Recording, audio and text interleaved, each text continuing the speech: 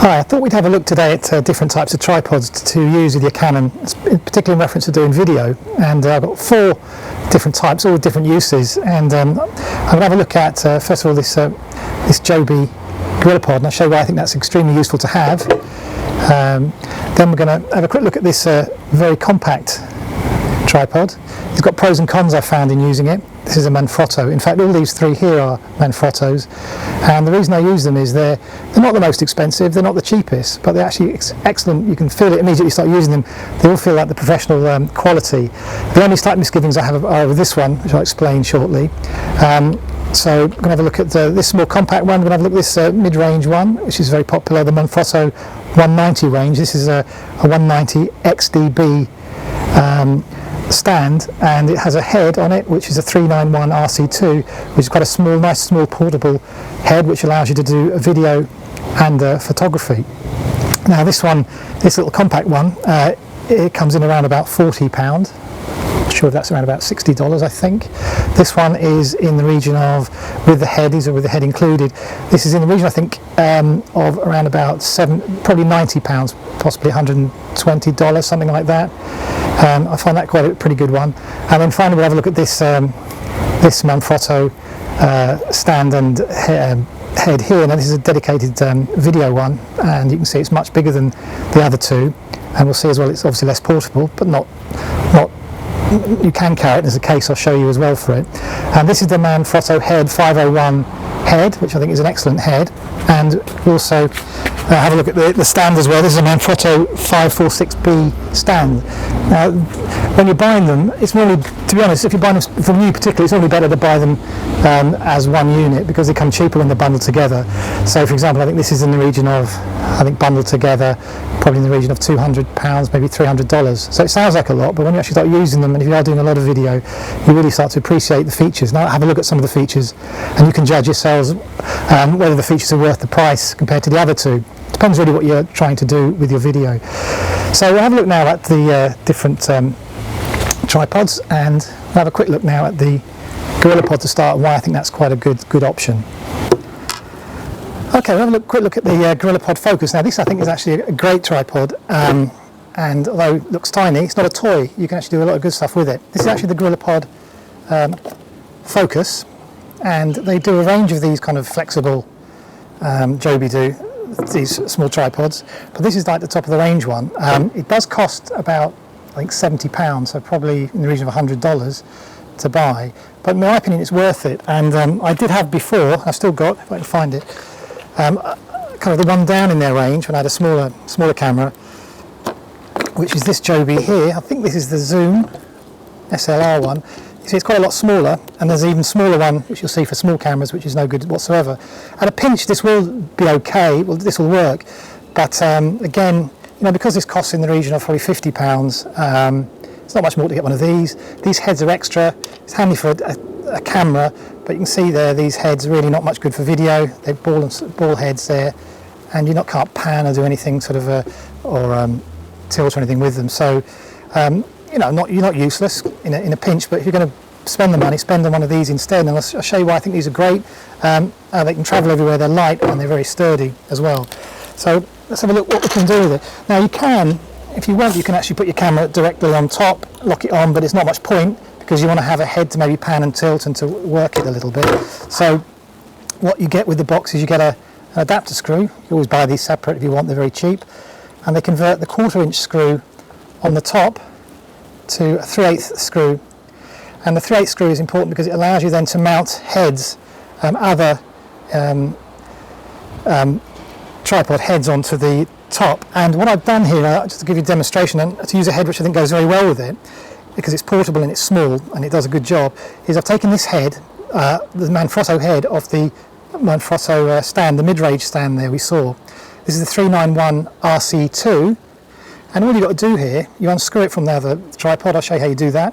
And all these things then they screw on, this will screw onto the new screw we've put on there.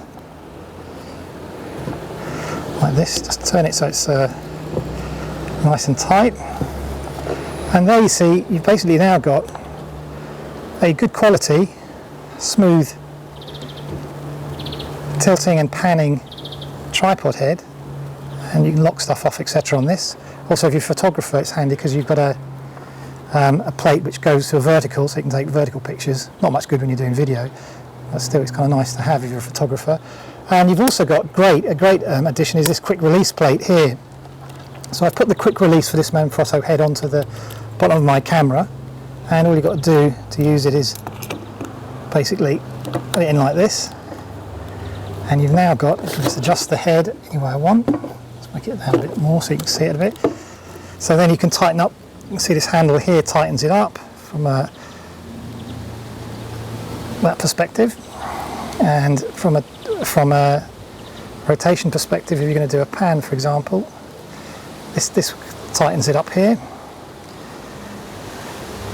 And as I said, you know, really you've got a great flexible system that you can bring anywhere with you because it's so small and light, and it's pretty tough as well. We'll have a look at how you can use it in different circumstances, especially around town or out and about without a tripod. So I find that very useful. Again, just buy the base on its own, and I personally like this tripod here because it's small, the handle's small, and it's portable. If you're going to get a small tripod base, there's no point in having a big head on it because it defeats the purpose really. And again, if you put it like that, it's tiny. That'll fit into any bag if you're travelling, whatever. And it's only the head gives it a bit more weight. But I've set the Joby up here on the riverside in Cork, on the quayside here, and you see it's actually very secure on this. And when it's set up and levelled, very easy to pan it. See there. So you get a nice even pan, and also a tilt if you loosen this here. So it's very easy to adjust.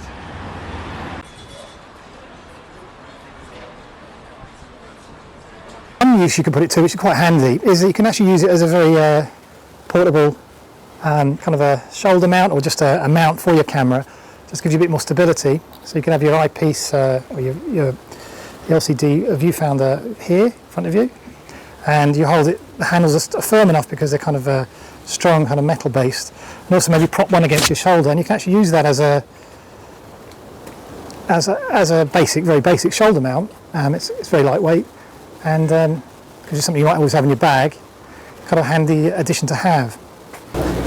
So this is a very small portable tripod. I'll fold it up in a minute.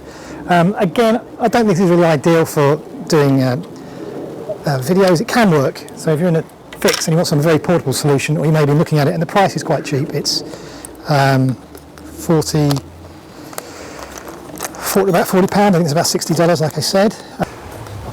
Okay, so first thing you know, it's very light, and that's pros and cons. It's good to transport, but it also means it's easily to disrupt when you're filming, etc. That's one thing to note.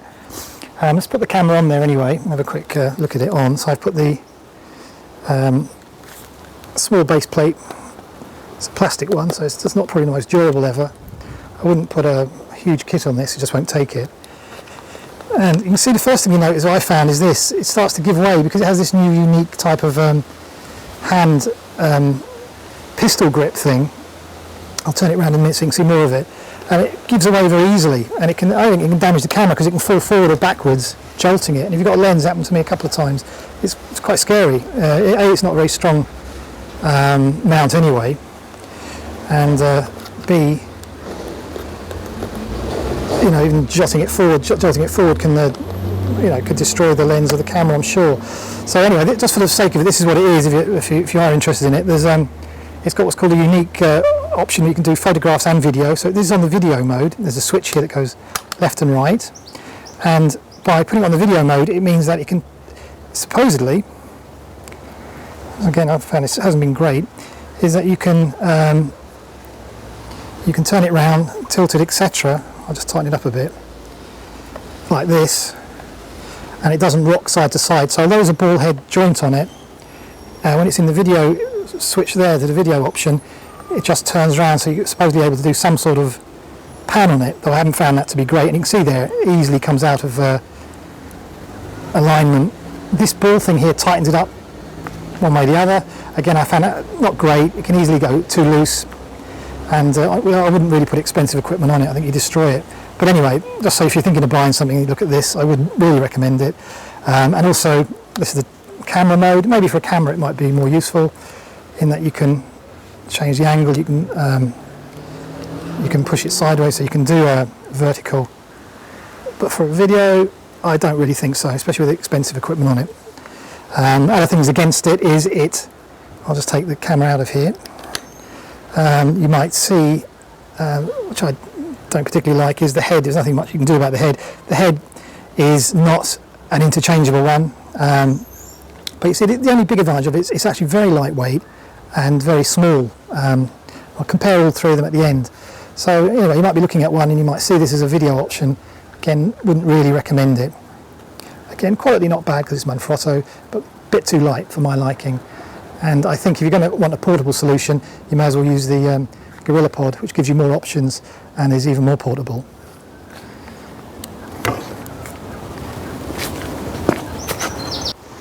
So this is the mid-range one. This one I can recommend. It's pretty good if you're on a budget and you want a quick, relatively small, portable tripod solution. That is pretty a professional one.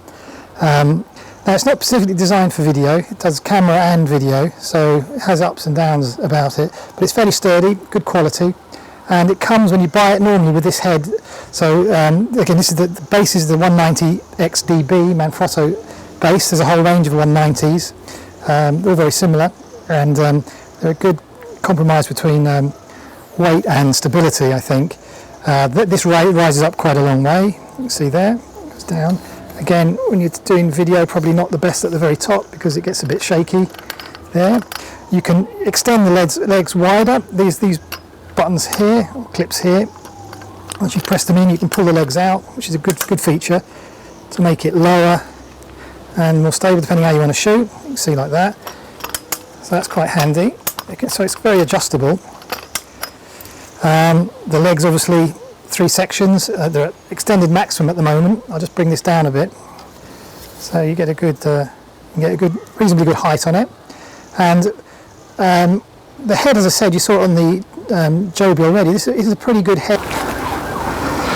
So this is the 391 RC2 head. The heads, as we saw already, are interchangeable, and it has, I think, quite a nice action, and it will hold your camera very easily. So to control the pan motion there, you've got this option there to tighten it up a little bit, so it gives not a bad pan. And then the tilt you can do with this. Now obviously it's not going to get as many options as a fully fledged video head, but I think for the price with the stand it's pretty good. You can buy these separately. It up a bit before I do. Put the camera here with it. It's got a quick release plate here, which is very handy. So that slots in. And again, nice, easy, quick solution. Again, you'll find if you're going to be having longer lenses, etc., and you want to do more fluid motions, and you have more adjustment over the balance of the camera, left and right, up and down, you'll want to get a bowl head. This is a flat head, and we'll see that on the last camera. But you certainly can get workable results with this one. I'll just take this head off here.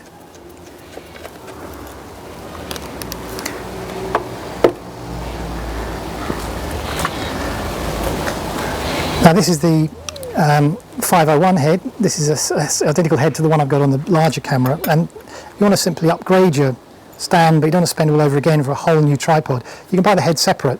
This is, I think it's about £100 on its own, probably about $130. Sounds a lot, but it's actually does a very, very good job, and it's very good quality. Okay, so this is the Manfrotto 546B tripod, and this is the 501 head. We saw the head already. Or an identical one I put onto the other tripod. So these heads you can buy them separately, and this raises even higher, so it's the highest of all the tripods. I'm 5'11", so it rises higher than I do anyway, and it's more than enough really for pretty well all filming. The other one, the smaller one, was a few inches smaller, but you see immediately it's quite sturdy in that it's got these dual legs. It's got a brace in the middle here which you can tighten, etc., with these attachments here. To adjust the overall height, you can undo these clips, and it will go down or up each section. So I put it up high there, for example, there, and this one here.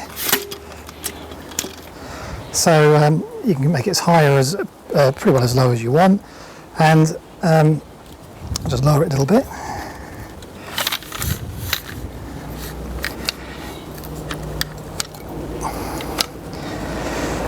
And so very, very sturdy. You can make it go wider, the legs, or narrower.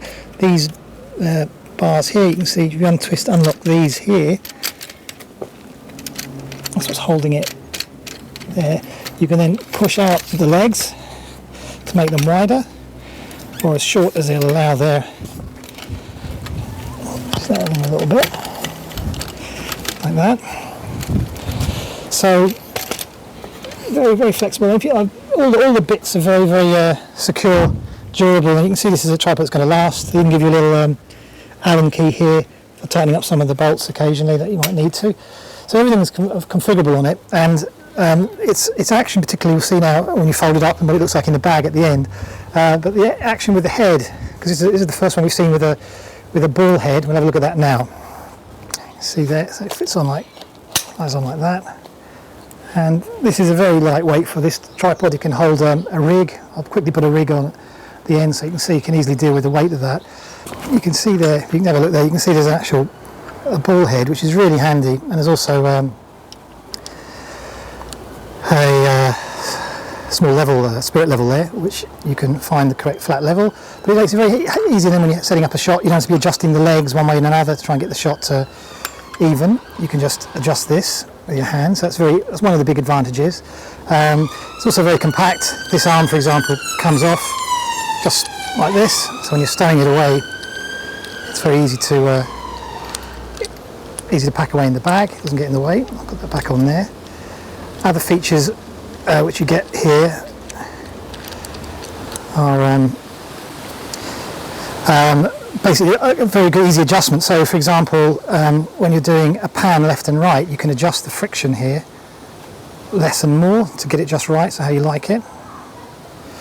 If you're taking a shot and you want to quickly lock off the shot, here there's a lock, so that means that it'll keep it at that setting for you.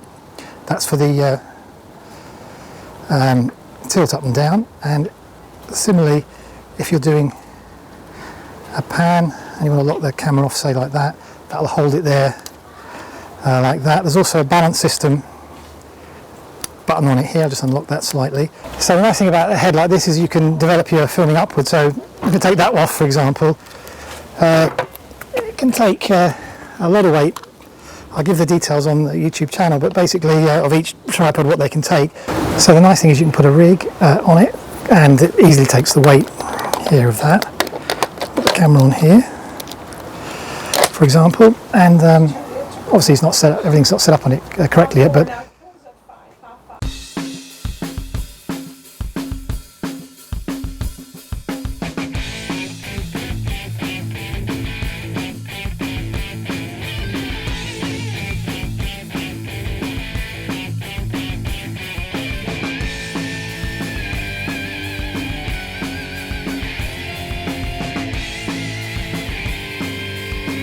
okay, so that's a quick look at different types of tripod. I hope you found something there of use and that you might be able to judge the tripods better now that you know a bit more about them. So thanks very much for watching.